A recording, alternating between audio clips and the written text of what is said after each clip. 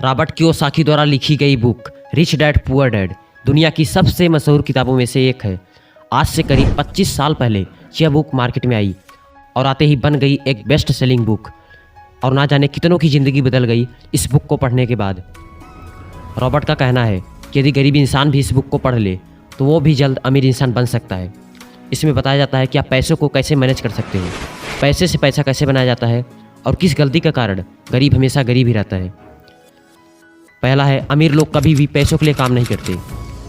Generally सभी अमीर बनना चाहते हैं और इसी कारण से वो पढ़ाई करते हैं और एक अच्छी नौकरी ज्वाइन करते हैं, और उन्हें पता होता है कि महीने के एंड में इतना सैलरी मिलने वाला है। इसलिए वो अपनी पसंद की महंगी गाड़ी खरीद लेते हैं, घर खरीद लेते हैं, और अमीर बनने के चक्कर में वह एक रेट रेस में फंस जाते हैं, क्योंकि जो भी चीज़ें आपने खरीदी है उसका लोन भी आपको पे करना है, और किसी भी नौकरी में इतना पैसा नहीं कि वो आपके खर्चे के साथ साथ आपका लोन भी पे कर सके। इसीलिए एक लोन को पे करने के लिए आप दूसरा लोन लेते हो, और इसी तरह से पूरी ज़िंदगी निकल जाती है सिर्फ लोन पे करने में। अब सवाल ये आता है कि पैसों के लिए काम नहीं करो तो क्या करें।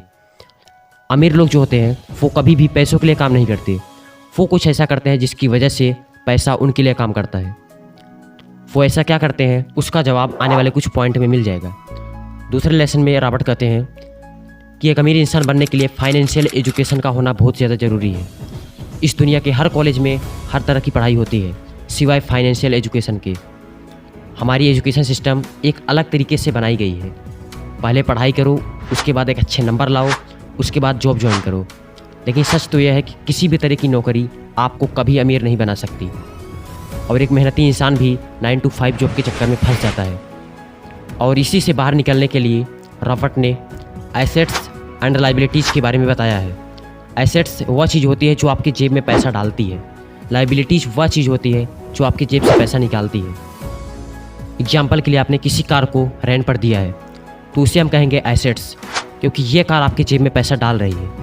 और वहीं आपने न्यू कार लेकर घर में खड़ा कर लिया तो उसे हम कहेंगे लायबिलिटीज़, क्योंकि ये कार आपके जेब से पैसा निकाल रही है। और अमीर बनने के लिए जितना हो सके एसेट्स पर ध्यान दें और लायबिलिटीज़ को जितना हो सके उतना कम करें। ये सब बातें दुनिया के किसी भी स्कूल में नहीं सिखाई जाती, इसीलिए 90% लोग अपना जीवन गरीबी में ही गुजार देते हैं। इसीलिए फाइनेंशियल एजुकेशन का होना बहुत ज़्यादा ज़रूरी है। तीसरा है, अपने काम पर ध्यान दें।